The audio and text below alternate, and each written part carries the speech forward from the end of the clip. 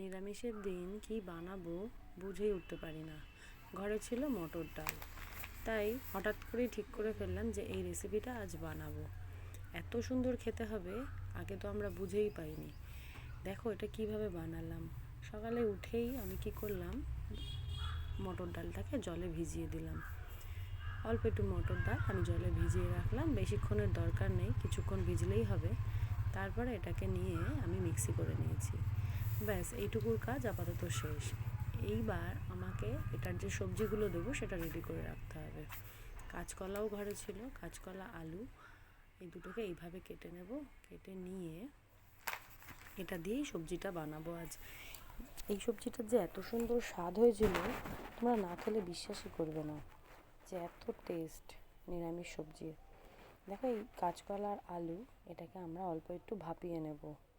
ভাপিয়ে এর জলটা ফেলে দেবো, খুব বেশি সেদ্ধ করার দরকার নেই, জাস্ট আমরা ভাপাবো। এইবারে যেই ডালটা আমরা মিক্সি করে রেখেছিলাম, এইটাকে কি করব, একটু নুন হলুদ আর কালো জিরে মাখিয়ে বড়ার মতো করে ভেজে নেব ছোট ছোট করে। খুব বেশি বড় করার দরকার নেই, খুব বেশি বড় হলে এটা অতটা টেস্ট লাগবে না। ছোট ছোট করেই কড়াই তেল দিয়ে আমরা ভেজে নেব, ঠিক এইভাবে। আমার কড়াইটা বড়, তাই একসাথে অনেকগুলো বড়াই ধরে গেছে। এইভাবে আমরা ভেজে নেব। ভাজতে ভাজতে চলো আমরা এটার মশলাগুলোকে একটু রেডি করে ফেলি।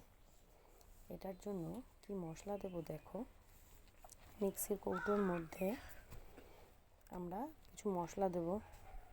মিক্সির কৌটোর মধ্যে একটু ধনে জিরে আদা টমেটো, শুধু এইটুকুই মিক্সি করে নেব। যেহেতু নিরামিষ তাই আমরা পেঁয়াজ রসুনের কোনো কিছুই দেব না।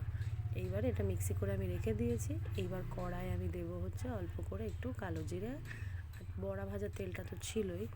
এর মধ্যে যে আগে থেকে আমরা ভাপিয়েছি না যেই কাঁচকলা আর আলু, সেটাকে নুন আর হলুদ দিয়ে ভালো করে ভেজে নেব।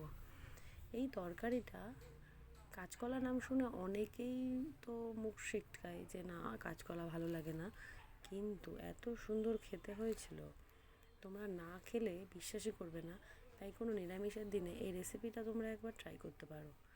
দারুণ হয় রেসিপিটা, পুরো আঙুল চেটে খাবে, একদম এক থালা ভাত এটা দিয়ে পুরো তাড়াতাড়ি শেষ হয়ে যাবে। এবার দেখো এটাকে আমরা নুন আর হলুদ দিয়ে ভেজে নেব। যেহেতু এটা আগে থেকে ভাপানো ছিল তাই খুব বেশি ভাজার দরকার নেই, এটা আমার হালকা করে আমরা ভেজে নেব। ভাজার পরে এটার মধ্যে যে মশলাটা আমি রেডি করে রেখেছিলাম সেই মশলাটা দিয়ে দেবো। দেখো এই মশলাটা রেডি করে রেখেছিলাম, বলেছি তোমাদের, আরও একবার বলে দিই কী কী আছে। এটায় অল্প একটু ধনে জিরে আর তোমাদের স্বাদ মতো তোমরা লঙ্কা দেবে, আর টমেটো আর আদা, ব্যাস আর কিচ্ছু লাগবে না। এইটুকু, যেটুকু তোমাদের তরকারি হবে ঠিক সেই পরিমাণ মতোই তোমরা এটা রেডি করবে মশলাটা। আমার অল্প একটুই তরকারি হয়েছিল মোটামুটি, আর বেশি একটা মশলা রেডি করতে হয়নি, অল্প একটু মশলাতেই হয়ে গেছে। দেখো এটা দিয়ে আমরা এখন এটা কষাতে থাকবো। কষাতে কষাতে তেল ছেড়ে এলে এটা আমরা জল দেব। এটার একটা সুন্দর রঙও হবে যদি তুমি শুকনো লঙ্কার গুঁড়ো দাও। এর মধ্যে আমি একটা জিনিস দিয়েছি, সেটা হচ্ছে তেজপাতা। তেজপাতাটাকে তোমরা তো সবসময় ফোড়নে দিই, আমরাও সবসময় ফোড়নেই দিই, কিন্তু তেজপাতাটাকে যদি এইভাবে ব্যবহার করো তাহলে কিন্তু রান্নায় একটা অন্য ধরনের গন্ধ আসে। তাই কাঁচা তেজপাতাটাই আমরা যখন মশলা কষাচ্ছি তখনই দিয়ে নিলাম। এইবার দেখো তোমরা যখন রান্না করবে তখনই সেই সুন্দর গন্ধটা আসবে তেজপাতার। দেখো মশলা মোটামুটি কষানো আমার রেডি, তেলটাও ছেড়ে এসছে অল্প অল্প। এইবার কিছুক্ষণ ঢাকা দিয়ে রাখবো। ঢাকা দিলে আরও বেশ ভালো সুন্দরভাবে কষে যাবে। কষানো হয়ে গেলে আমরা এতে দিয়ে দেবো একটু জল দিয়ে দিলাম। এইবার এটাকে কিছুক্ষণ ফুটতে দেব। কিছুক্ষণ ফুটলেই এটা বড়াগুলো দিয়ে দেবো। যেহেতু এটা বড়ার তরকারি হচ্ছে মটর ডালের, এবার যদি তুমি বেশি করে জল না দাও তাহলে বড়াতে কি হবে, তোমার এই ঝোলটা পুরোটাই টেনে নেবে। তাই চেষ্টা করবে জলটা একটু বেশি দেওয়ার, তাতে যদি ঝোলটার অ্যাডজাস্ট থাকবে। না হলে কী হবে, বড়ায় সব জল টেনে নিয়ে বড়াটা পুরো শুকনো ঝরঝরে চচ্চড়ির মতো হয়ে যাবে। যেহেতু এটা নিরামিষ পদ, একটু ঝোলঝোল না হলে ভাতটা খাবে কি দিয়ে, তাই না? তাই এটা একটু ঝোলঝোলই আমি রান্না করলাম। তোমরা চাইলেই সেটা শুকনো করতে পারো, কোনো সমস্যা নেই। এইবার দেখো ঝোলটা সুন্দর ফুটে উঠেছে। এইবার আমি আস্তে আস্তে বড়াগুলো দেব। বড়াগুলো কিন্তু তোমরা কেউ দিয়ে বেশিক্ষণ ফোটাবে না।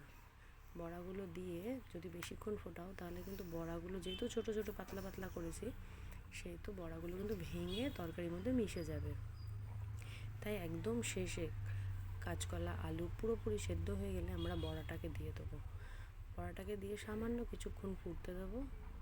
ফোটা হয়ে গেলেই আমরা গ্যাস অফ করে দেবো। আর লাস্টে কী দেবো বলো তো, এটার উপরে গরম মশলা আর অল্প একটু ঘি।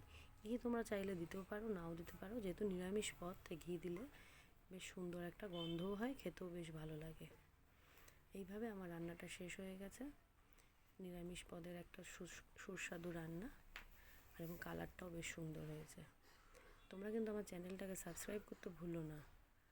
আর ভিডিওটা ভালো লাগলে একটা লাইক করে দিও।